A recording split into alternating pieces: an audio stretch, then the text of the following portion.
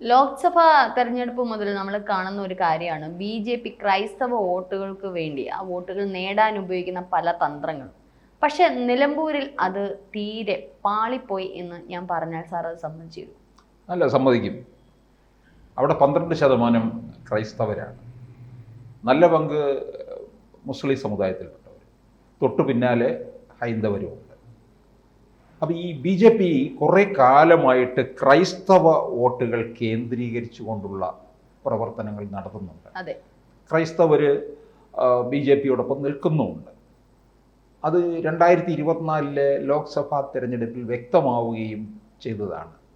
തൃശ്ശൂരിൽ സുരേഷ് ഗോപി തന്നെ അവിടെ ക്രൈസ്തവർ വളരെ കൂടുതലാണല്ലോ, ക്രൈസ്തവരുമായിട്ട് നല്ല ബന്ധവും ക്രൈസ്തവ ആരാധനാലയങ്ങൾ സന്ദർശിക്കുകയും വിശേഷാവസരങ്ങളിലൊക്കെ അവിടുത്തെ എല്ലാ പ്രവർത്തനങ്ങളിലും MP എന്നുള്ള രീതിയിൽ ഇപ്പോൾ മുഴുകി നിൽക്കുകയാണ്.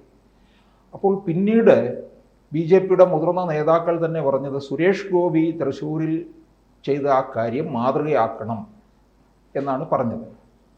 അങ്ങനെ അത്തരത്തിൽ ഇപ്പോൾ ദേശീയ തലത്തിൽ തന്നെ നോക്കിക്കഴിഞ്ഞാൽ BJP കേന്ദ്ര നേതൃത്വം ക്രൈസ്തവ മതാധ്യക്ഷന്മാരെ കാണുന്നു, അവരുമായിട്ട് ഒന്നിച്ച് ക്രിസ്മസ് വിരുന്ന്, ഈസ്റ്റർ വിരുന്ന്, ഇതെല്ലാം ഒന്നിച്ചിരുന്ന് ഭക്ഷണം കഴിക്കുക, അത്താഴ് വിരുന്നും ഒക്കെ ഉണ്ട്. നരേന്ദ്രമോദി കേരളത്തിലെത്തിയ സമയത്ത് കേരളത്തിലെ പല സഭകളിലെയും ബിഷപ്പുമാർ മോദിയെ കാണാനായിട്ട് ക്യൂ നിൽക്കുന്നുണ്ടായിരുന്നു. അപ്പോൾ നല്ല ബന്ധം തന്നെയാണ് അവർ തുടർന്ന് പോയിക്കൊണ്ടിരിക്കുന്നത്. അത് വോട്ടായി മാറ്റിയെടുക്കുന്നതിൽ എന്തോ ഒരു പാളിച്ച നിലമ്പൂരിൽ സംഭവിച്ചു എന്നുള്ളതാണ്. പ്രത്യേകിച്ച് ഈ വഖഫ് ഭേദഗതി ബില്ല്, അതിലൊക്കെ ക്രൈസ്തവരുടെ പിന്തുണ കിട്ടിയെന്നുള്ളതാണ്. അതുപോലെ തന്നെ PC ജോർജ്, ഷോൺ ജോർജ്, ജേക്കബ് തോമസ്, അൽഫോൻസ് കണ്ണന്താനം, AK ആന്റണിയുടെ മകൻ അനിൽ ആന്റണി, ഇവരെയൊക്കെ ഉയർത്തി നിർത്തിക്കൊണ്ടും ക്രൈസ്തവരെ BJP ചേർത്ത് നിർത്താനുള്ള ശ്രമമാണ് നടത്തിയത്. ഇപ്പോൾ തന്നെ നിലമ്പൂരിൽ അതുകൊണ്ടാണ് ഈ ഇറക്കിയ സ്ഥാനാർത്ഥി മോഹൻ ജോർജ്, അവിടെ പറ്റിയത് ഈ മണ്ഡലത്തിനകത്ത് അവിടെ മലങ്കര സഭയ്ക്കാണ് വലിയ സ്വാധീനമുള്ളത് നിലമ്പൂരിൽ. പക്ഷേ ഈ മോഹൻ ജോർജ് എന്ന് പറയുന്ന അദ്ദേഹം മർത്തോമ സഭാംഗമാണ്. അങ്ങനെയും പ്രശ്നങ്ങൾ സംഭവിച്ചിട്ടുണ്ട്. അപ്പോൾ ആർക്കാ കൂടുതൽ ഇൻഫ്ലുവൻസ് എന്ന് ചോദിച്ചാൽ മലങ്കര സഭയ്ക്കാണ്. പക്ഷേ സ്ഥാനാർത്ഥി മർത്തോമ സഭ. ഈ മർത്തോമ സഭയ്ക്ക് പൊതുവെ BJPയോടൊരു ആഭിമുഖ്യമുണ്ട്. മർത്തോമ സഭയുടെ അധിപനായിട്ടിരുന്ന മാർ ക്രിസോസ്റ്റം തിരുമേനി ഡൽഹിയിൽ പോയി നരേന്ദ്രമോദിയെ കാണുകയൊക്കെ ചെയ്തതാണ്. നരേന്ദ്രമോദിയെ കാണാൻ പോയപ്പോൾ ക്രിസോസ്റ്റം തിരുമേനി ഞാൻ അദ്ദേഹവുമായിട്ട് നടത്തിയ ഒരു അഭിമുഖത്തിൽ എന്നോട് പറഞ്ഞ കാര്യം തന്നെയാണ്. എനിക്കൊരു സഹായിയും കൂടെ എന്നോടൊപ്പം ഉണ്ടാകുമെന്നും പറഞ്ഞാണ് അവിടെ നിന്ന് പ്രൈം മിനിസ്റ്റർ ഓഫീസിൽ നിന്ന് കത്ത് വരെ കൊടുത്തു വാങ്ങിയത്. എന്നിട്ട് അദ്ദേഹം പറയുകയാണ്, ഞാൻ ചെന്നു കഴിഞ്ഞു, മോദിയെ കണ്ടു, അപ്പോൾ എന്നെ പിടിച്ചുകൊണ്ട് പോകുന്ന എൻ്റെ സഹായിയാണ്. മോദിജി ആ സഹായിയെ മാറ്റിയിട്ട് മോദി എന്നെ അങ്ങ് കയ്യിലെടുത്തു, എൻ്റെ കൈ കയറി പിടിച്ചു, കയ്യിലെടുത്തു. അത് ക്രിസോസ്റ്റത്തിന് മേനി അദ്ദേഹത്തിൻ്റെ ഒരു സ്വതസിദ്ധമായ ഒരു നർമ്മമുണ്ട്. അത് രീതിയിൽ പറഞ്ഞതാണ്. കയ്യിലെടുത്തു എന്ന് പറഞ്ഞാൽ എന്നെ കയ്യിലെടുത്തു എന്ന് പറഞ്ഞാൽ എൻ്റെ സഭയെ മുഴുവൻ അങ്ങ് കയ്യിലെടുത്തു എന്നുള്ള അർത്ഥത്തിലാണത് പറഞ്ഞത്. അപ്പോൾ അങ്ങനെ ഈ മർത്തോമ സഭയുമായിട്ട് നല്ല ഒരു ബന്ധം ഉണ്ട്. ആ ഒരു ബന്ധത്തിൻ്റെ പേരിലാണ് മോഹൻ ജോർജിനെ കൊണ്ട് അങ്ങനെ ഇറക്കി കൊടുത്തത്. പക്ഷെ മലങ്കര സഭയാണ് അവിടെ കൂടുതലായിട്ട് ഉള്ളത്. അതൊരു ക്രൈസ്തവ വോട്ടുകൾ അവിടെ കുറച്ച് നഷ്ടപ്പെടുകയും ചെയ്തു. പിന്നെ പ്രത്യേകിച്ച് മലങ്കര സഭയ്ക്ക് ഏറെ സ്വാധീനമുള്ള ചുങ്കത്തറ പഞ്ചായത്തിലടക്കം മുന്നേറ്റം ഉണ്ടായില്ല.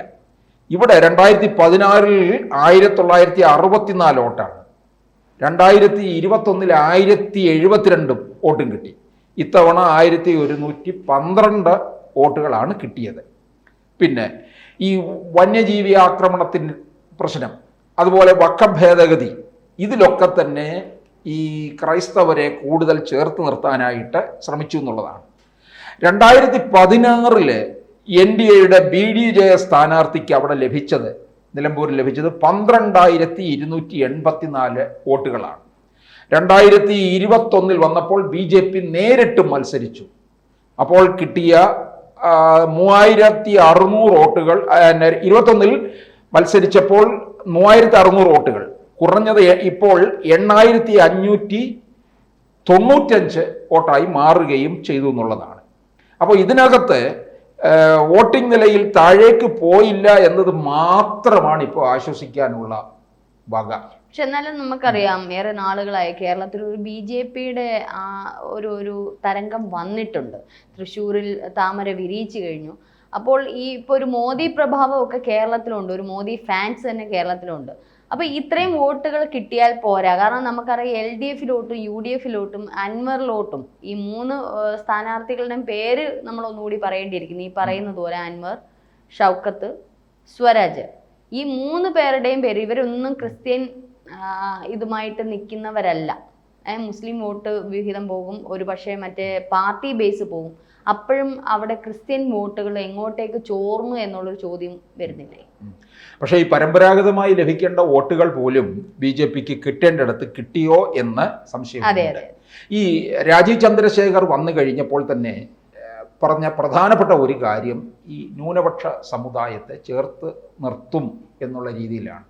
ക്രൈസ്തവ വോട്ടുകൾ മുന്നിൽ കണ്ടുകൊണ്ടാണ് BJP പ്രവർത്തനം നടത്തിയത്. കാരണം 2014 നരേന്ദ്രമോദി അധികാരത്തിൽ വരുമ്പോൾ ക്രൈസ്തവരെയും അതുപോലെ തന്നെ മുസ്ലിം സമുദായത്തിലുള്ളവർക്കും ഒക്കെ വളരെ ദോഷകരമാണ് എന്നുള്ള രീതിയിൽ ഇതങ്ങ് ശക്തമാക്കി മോദി ഭരണം. ഒരു ഹിന്ദുത്വ രാഷ്ട്രീയമാണ് എന്നുള്ള രീതിയിൽ. പക്ഷെ അതിപ്പോ മാറി വരുന്നുണ്ട്. അത് മാറി വരുന്നതിന്റെ തെളിവുകളാണ് ഇപ്പോൾ കാണുന്നതൊക്കെ. വഖഫ് ബിൽ മുതൽ ഇങ്ങോട്ട് എടുത്തു കഴിഞ്ഞാൽ പലതും നമ്മളത് കണ്ടു കഴിഞ്ഞു. മുനമ്പം വിഷയം അവരെങ്ങനെയാണ് കൈകാര്യം ചെയ്തതെന്ന് നമ്മൾ കണ്ടു കഴിഞ്ഞു. പക്ഷെ അതിലൊക്കെ വിജയിച്ച് നിൽക്കുമ്പോഴും ഞാൻ പറയുന്നു, അവിടുത്തെ ക്രിസ്ത്യൻ വോട്ടുകൾ ഷൗക്കത്തിന് തന്നെ പോയിട്ടുണ്ടെന്ന്. UDF ക്രിസ്ത്യൻ ഒരു ബന്ധം പണ്ട് മുതലേ നമ്മൾ കാണുന്നതാണ്. അത് ഒരു പക്ഷേ BJPക്ക് നിലമ്പൂർ പോലുള്ള ഗ്രാമപ്രദേശങ്ങളിലേക്ക് അല്ലെങ്കിൽ ആ ഒരു വനപ്രദേശ മേഖലകളിലേക്ക് BJPയുടെ ഒരു പ്രഭാവം എത്താൻ, കാരണം നമുക്കറിയാം സോഷ്യൽ മീഡിയ ഒക്കെ എന്ന് പറയുന്ന ഒരു ഗ്രാമപ്രദേശങ്ങളിലോട്ട് ചെല്ലുക എന്ന് പറയുന്ന വലിയൊരു ഇതില്ല. കാരണം പ്രത്യേകിച്ച് ഒരു യുവജനങ്ങളുടെ ഇടയിൽ സോഷ്യൽ മീഡിയ ഒരു ഹരമായിരിക്കാം, ചാനലുകൾ ഒരു ഇതായിരിക്കാം. പക്ഷെ അതിനപ്പുറം ചാനലുകൾ, അതായത് ഒരു കാണുന്ന TV-യിൽ കാണുന്ന ചാനലും ഉണ്ട്, അതിലൂടെ കാണുന്ന വാർത്തകളായിരിക്കാം ഒരു പക്ഷേ ഈ ആൾക്കാരിലേക്ക് എത്തുന്നത്. അവിടെ ഇപ്പോഴും പഴയ ഗ്രാമപ്രദേശം എന്ന് പറയുമ്പോൾ നമ്മുടെ പഴയ കാലത്തെ ജീവിക്കുന്ന ആൾക്കാരൊക്കെ തന്നെയാണ് ഇപ്പോഴും അവിടേക്ക് ഉള്ളത്. അപ്പം അതിലേക്ക് ജനങ്ങളിലേക്ക് എത്താൻ BJPയുടെ അടിത്തറയിലുള്ളവർ പ്രവർത്തിക്കുന്നില്ല എന്നുള്ളതിൻ്റെ തെളിവാണെന്ന് ഞാൻ പറയും. കാരണം ഇനിയിപ്പോൾ ഒരു തദ്ദേശ തെരഞ്ഞെടുപ്പ് വരുന്ന ഇവർക്ക് ഇതൊക്കെ ഞാൻ അന്ന് പറഞ്ഞിരുന്നു. ഒരിക്കൽ ഞാൻ എല്ലാ ചർച്ചകളിലും പറഞ്ഞു, BJP മത്സരിക്കുന്നില്ല എന്ന് പറഞ്ഞപ്പോൾ ഞാൻ പറഞ്ഞു ഇത് മത്സരിക്കണം, ഇതെല്ലാവർക്കും ഉള്ളൊരു ടെസ്റ്റ് ഡോസാണ്. വരുന്ന തെരഞ്ഞെടുപ്പിന് മുന്നോടിയായിട്ടുള്ള ഒരു ഒരുക്കം തന്നെയാണ്. എന്തൊക്കെ ഒരുങ്ങണമെന്നുള്ളത് ഈ തെരഞ്ഞെടുപ്പിലൂടെ ഓരോ പാർട്ടികൾക്കും വ്യക്തത വരുമെന്നുള്ളത്. അത് കൃത്യമായിട്ട് UDF ഇനി കുറച്ചുകൂടി ഒരു ശ്രദ്ധയോടെ അത് കൈകാര്യം ചെയ്യും. LDF അതുപോലെ തന്നെ BJPയും ശ്രദ്ധയോടെ കൈകാര്യം ചെയ്യാൻ വേണ്ടിയിട്ടുള്ള ഒരു ടെസ്റ്റ് ഡോസ് തന്നെയാണ് ഇപ്പോൾ നിലമ്പൂർ നടന്നത്. കാരണം ക്രിസ്ത്യൻ വോട്ടുകൾ കിട്ടുമെന്ന് അവർ വിശ്വസിച്ചിരുന്നിടത്താണ് ആ വോട്ടുകൾ ഇപ്പോൾ മറിഞ്ഞിരിക്കുന്നത്, UDFിലോട്ട് വന്നു ചേർന്നില്ല. അതിനർത്ഥം നമ്മൾ ഈ പുറമേ നിന്ന് പറയുന്നതിനപ്പുറം തദ്ദേശ തെരഞ്ഞെടുപ്പുകൾ വരുമ്പോൾ കുറച്ചുകൂടി ജനങ്ങളുടെ ഇടയിലേക്ക്, ഓരോ വ്യക്തികളുടെ ഇടയിലേക്ക് BJPയുടെ സ്ഥാനാർത്ഥി ആരാണോ നിൽക്കുന്ന ഓരോ മണ്ഡലങ്ങളിലേക്കും ഓരോ വാർഡുകളിലേക്കും ഇറങ്ങിച്ചെന്ന് അവരിലേക്ക് രാഷ്ട്രീയം പറഞ്ഞ് അല്ലെങ്കിൽ അവരിലേക്ക് രാജ്യത്തിൻ്റെ അല്ലെങ്കിൽ അവരുടെ ഒരു പാർട്ടിയുടെ ഓരോ കാര്യങ്ങളും പറഞ്ഞ് ഭരിപ്പിച്ച് വോട്ട് വാങ്ങിക്കേണ്ടുന്ന അവസ്ഥയിലേക്ക് എത്തിയിരിക്കുകയാണ്. അത് തീർച്ചയായിട്ടും BJP ശ്രദ്ധിക്കേണ്ടുന്ന ഒരു കാര്യം തന്നെയാണ്. അതിൻ്റെ വലിയൊരു തെളിവാണ് ഇപ്പോൾ നിലമ്പൂർ കണ്ടിരിക്കുന്നത് എന്നാണ് ഞാൻ പറയുന്നത്. അല്ലാതെ വോട്ട് ഇപ്പോൾ പണ്ടൊക്കെ ഞാൻ എപ്പോഴും നമ്മളൊക്കെ ഇരുന്ന ചർച്ചയിൽ പറയും, ഒരു അച്ഛൻ, ഒരു പള്ളിയിലെ അച്ഛനോ അല്ലെങ്കിൽ ഒരു ഈ പറഞ്ഞ വികാരി അച്ഛനോ അല്ലെങ്കിൽ ഏതെങ്കിലും NSSന്റെ കരയോഗം പ്രസിഡന്റോ ഒക്കെ പറഞ്ഞാൽ വോട്ട് ചെയ്യും ആൾക്കാർ. പക്ഷെ ആ കാലഘട്ടം മറിഞ്ഞു, ആ കാലം മാറി.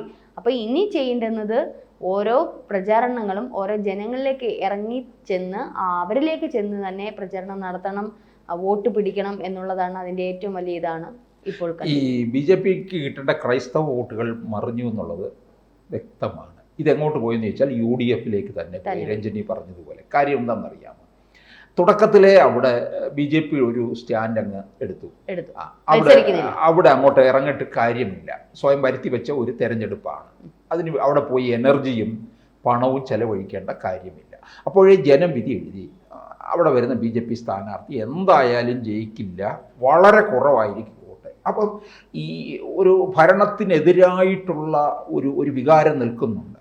അതപ്പോൾ ഷൗക്കത്തിന് തന്നെ കൊടുക്കണമെന്ന് തീർച്ചപ്പെടുത്തി. അൻവറിന് കൊടുത്താലും അൻവറിനും അത് വിജയത്തിലേക്ക് പോകില്ല. ഷൗക്കത്തിന് കൊടുത്താൽ അത് വിജയത്തിലേക്കുള്ളതാണ്. അത് പിണറായിക്കെതിരായിട്ടുള്ള ഒരു കൊട്ടുകൂടിയായിട്ടാണ് കൊടുത്തത്. അല്ല, ഈ ക്രൈസ്തവ വോട്ടുകൾ പണ്ടേ നമുക്കറിയാം UDF കോൺഗ്രസിനോടൊപ്പം. ഇപ്പം നമ്മുടെ നാട്ടിലൊക്കെ ഈ പണ്ട് ഗ്രാമപ്രദേശങ്ങളിലൊക്കെ വോട്ട് ചെയ്യാൻ ഈ ഉച്ചയ്ക്ക് ശേഷം ഈ ക്രിസ്ത്യാനികൾ, സ്ത്രീകൾ പോകുന്നത് അവർ നമ്മൾ പറയും ഇത് കോൺഗ്രസിനുള്ള വോട്ടാ പോകുന്നത്. നമ്മുടെ ചർച്ച അവസാനിക്കുമ്പോഴും പറയുന്ന ഒരു കാര്യം, ലോക്സഭാ തെരഞ്ഞെടുപ്പ് അവർ ശ്രദ്ധിക്കാൻ. കാരണം BJPക്ക് കയറാൻ പറ്റുന്ന പല സ്ഥലങ്ങളിലും BJP കയറിയിട്ടില്ല. ക്രിസ്ത്യൻ വോട്ടുകൾ കിട്ടുമെന്ന് പറഞ്ഞ പല സ്ഥലങ്ങളിലും ക്രിസ്ത്യൻ വോട്ടുകൾ കിട്ടിയിട്ടില്ല. അതിൻ്റെ ഒരു ടെസ്റ്റ് ഡോസ് കൂടിയാണ് ഇപ്പം നിലമ്പൂർ. അപ്പോൾ ഇതറിഞ്ഞ് പ്രവർത്തിക്കും. ക്രിസ്ത്യൻ വോട്ടുകൾ കിട്ടുമെന്ന് പ്രതീക്ഷ നമ്മൾ നിലമ്പൂർ തന്നെ നമ്മൾ എന്താണ് പ്രതീക്ഷ? 20,000-25,000 വോട്ടിന് മുന്നിൽ ഷൗക്കത്ത് നിൽക്കുമെന്ന് പറഞ്ഞെടുത്ത് എത്ര 11,000 സംതിങ് വോട്ടിലേ വന്നിട്ടുള്ളൂ. അതിൽ തന്നെ നമ്മൾ മനസ്സിലാക്കണം, നമ്മൾ ചിന്തിക്കുന്നതല്ല ജനം ചിന്തിക്കുന്നത്. ജനങ്ങൾക്ക് മറ്റൊരു രാഷ്ട്രീയമുണ്ട്, മറ്റൊരു തന്ത്രമുണ്ട്. അപ്പൊ ജനങ്ങളിലേക്ക് എത്തിക്കുക എന്നതുള്ളതാണ് ഓരോ പാർട്ടിയുടെയും കുതന്ത്രം. കൂടുതൽ വാർത്തകളും വിശേഷങ്ങളും നിങ്ങളിലേക്ക് എത്താൻ ABC മലയാളം സബ്സ്ക്രൈബ് ചെയ്യുക, ബെൽ ബട്ടണും അമർത്തുക.